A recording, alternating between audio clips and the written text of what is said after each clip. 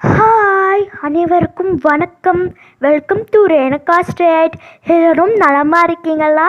இந்த video first time பார்க்குறீங்கன்னா நம்ம சேனலை சப்ஸ்கிரைப் பண்ண மறந்துடாதீங்க. இன்றைக்கி நாம் பார்க்க போகிறது ஒரு ஸ்வீட் ரெசிபி, டெசர்ட் வெரைட்டியை சேர்ந்தது. ப்ரெட்டை வச்சு பண்ணக்கூடிய ஒரு ஸ்வீட். சர்க்கரையை கேரமலைஸ் பண்ணிவிட்டு அதோட பிரெட் க்ரம்ஸ் சேர்த்து பண்ணக்கூடிய ஸ்வீட் இது. கேரமலைஸ்ட் பிரெட் பாக் ரொம்ப சுவையாக இருக்கும்.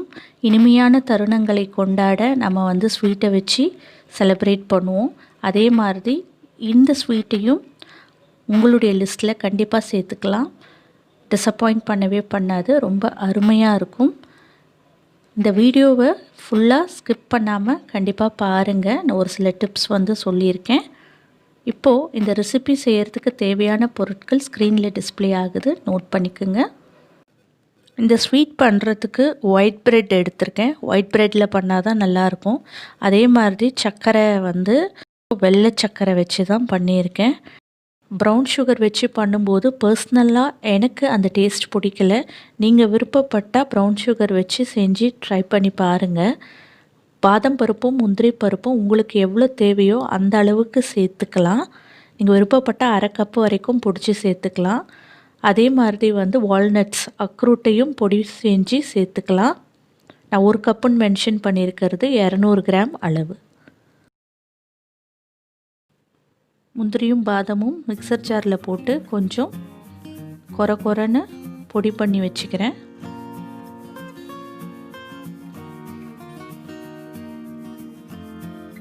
நாலு ஒயிட் பிரெட் ஸ்லைசஸ் எடுத்திருக்கேன். அதை சின்ன சின்னதாக கட் பண்ணி வச்சுருக்கேன்.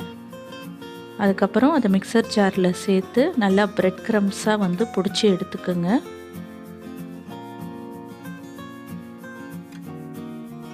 இப்போ பார்த்திங்கன்னா இதை மாதிரி நான் பொடி பண்ணி எடுத்துக்கிறேன். இந்த 4 பிரெட் ஸ்லைசஸ் எனக்கு கிட்டத்தட்ட 1.5 கப் அளவுக்கு பிரெட் க்ரம்ஸ் வந்துச்சு. இப்போ இந்த 1.5 கப்பு பிரெட் க்ரம்ஸ்க்கு நான் 3/4 கப் அளவுக்கு சர்க்கரை எடுத்து வச்சுருக்கேன். அப்புறம் காய்ச்சி ஆற வைத்த பால் 3/4 கப் எடுத்திருக்கேன். அரை டீஸ்பூன் ஏலக்காய் தூள் எடுத்திருக்கேன். ஒரு ஸ்டீல் பவுலை க்ரீஸ் பண்ணி வச்சுருக்கேன் நெய் போட்டு. இப்போது ஒரு அடிகனமான பேனை அடுப்பில் வச்சுட்டு மீடியம் ஃப்ளேமில் அதில் இந்த ரொட்டி தூளை போட்டு ட்ரை ரோஸ்ட் பண்ணுறேன். லைட் கோல்டன் கலர் வர வரைக்கும் அந்த பிரெட் தூளை அப்படியே ரோஸ்ட் பண்ணுங்கள். இது கிட்டத்தட்ட உங்களுக்கு ஒரு 4 நிமிஷம் தேவைப்படும். கைவிடாமல் அப்படியே ரோஸ்ட் பண்ணிகிட்டே இருங்க பிரெட் க்ரம்ஸை. லைட் கோல்டன் கலர் வந்த உடனே இப்போ சர்க்கரையை சேர்த்துக்கிறேன். சர்க்கரையை சேர்த்துட்டு அப்படியே நல்லா மீடியம் ஃப்ளேம்லேயே கிளறி விட்டுட்டே இருங்க. அந்த சர்க்கரை கேரமலைஸ் ஆகணும். கேரமலைஸ் ஆகி அந்த ப்ரெட்டோடு சேர்ந்து வரணும். ஒரு 75% கேரமலைஸ் ஆனால் போதும். இது கிட்டத்தட்ட 5லேருந்து 7 நிமிஷம் தேவைப்படும். இந்த சர்க்கரையுடைய அந்த கிறிஸ்டல்ஸுடைய அளவை பொறுத்து அந்த கேரமலைசேஷனுக்கு டைம் தேவைப்படும். இப்போ பார்த்திங்கன்னா நல்லா ஒரு ப்ரௌன் கலரில் மாறுது பார்த்திங்களா. அப்புறம் அந்த ஃப்ளேவர் நல்ல ஒரு வாசனை, ஒரு நட்டி ஃப்ளேவர் வரும். அது நல்லா கேரமலைஸ் ஆகும்போது இப்போ பார்த்திங்கன்னா நல்லா டார்க் ப்ரௌன் கலரில் அந்த சர்க்கரை தானாக மெல்ட் ஆகி அந்த பிரெட் க்ரம்ஸோடு சேர்ந்து வரும். இப்போது ஒரு 75% கேரமலைசேஷன் ஆகிடுச்சு. எடுத்து வச்சுருக்கிற பாலை சேர்த்துக்கிறேன். சேர்த்துட்டு கலந்து விட்டுறேன். அந்த பால் மொத்தமும் அந்த பிரெட் க்ரம்ஸ் நல்லா உறிஞ்சிடணும். இது ஒரு 2 நிமிஷம் ஆகும். நல்லா கலந்து விட்டுறேன். இந்த கேரமலைசேஷன் பொறுத்த வரைக்கும் நம்ம சர்க்கரையை கேரமலைசேஷன் பண்ணும்போது மீடியம் ஃப்ளேமில் தான் வச்சு பண்ணணும். இல்லைன்னா சர்க்கரை தீஞ்சிடுச்சுன்னா ஸ்வீட்டு கசப்பாயிடும். இந்த மொத்த ரெசிபிக்குமே மீடியம் ஃப்ளேமில் தான் வைக்கணும் தீயை. இப்போ ஏலக்காய் தூள் சேர்த்து கலந்து விடுறேன். அதுக்கப்புறம் 2 டேபிள் ஸ்பூன் நெய் சேர்த்துக்கிறேன்.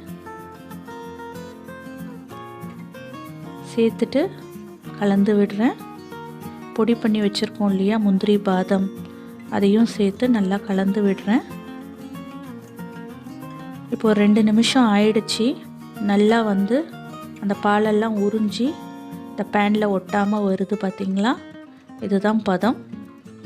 இப்போது இந்த கலவையை எடுத்து இந்த நெய் தடவியை இந்த பவுலில் வந்து கொட்டிக்கிறேன். பாருங்கள், ஒட்டவே இல்லை பாத்திரத்தில். அந்த பவுலில் ஃபுல்லாக வந்து எல்லாம் வந்து கொட்டிட்டேன். கொட்டிட்டு நல்லா வந்து மேலே வந்து ஒரு நெய் தடவிய ஸ்பூனில் வந்து நல்லா மேலே வந்து சமப்படுத்தி விடுங்க. அப்புறம் நல்லா ஆறட்டும், ரூம் டெம்பரேச்சர் வரணும். ஒரு அரை மணி நேரம் ஆகும். அதுக்கப்புறம் வந்து உங்கள் தேவைக்கேற்ப வந்து ஸ்லைசஸ் போட்டுக்குங்க. கேரமலைஸ்ட் பிரெட் பாக் வந்து தயாராகிடுச்சு. இந்த ஸ்வீட் வந்து நான் ஏற்கனவே சொன்ன மாதிரி ரொம்ப சுவையாக இருக்கும். இதில் நம்ம கேரமலைசேஷன் பண்ணுறோம் இல்லையா, அந்த பதம் தான் முக்கியம். அதை கரெக்டாக பண்ணிட்டோம்னா ஸ்வீட் வந்து ரொம்ப சுவையாக வரும். கண்டிப்பாக ட்ரை பண்ணி பாருங்கள். ட்ரை பண்ணி பார்த்துட்டு உங்களுடைய மேலான கருத்துக்களை வந்து இங்கே பதிவு பண்ணுங்கள். இந்த வீடியோ உங்களுக்கு பிடிச்சிருக்கும் நம்புகிறேன். இந்த வீடியோ உங்களுக்கு பிடிச்சிருந்ததுன்னா லைக் பண்ணுங்கள், ஷேர் பண்ணுங்கள். இந்த சேனலை மறக்காமல் சப்ஸ்கிரைப் பண்ணுங்கள். பக்கத்தில் இருக்கிற பெல் ஐக்கானை கிளிக் பண்ணுங்கள். தேங்க்ஸ் ஃபார் வாட்சிங் திஸ் வீடியோ. நன்றி.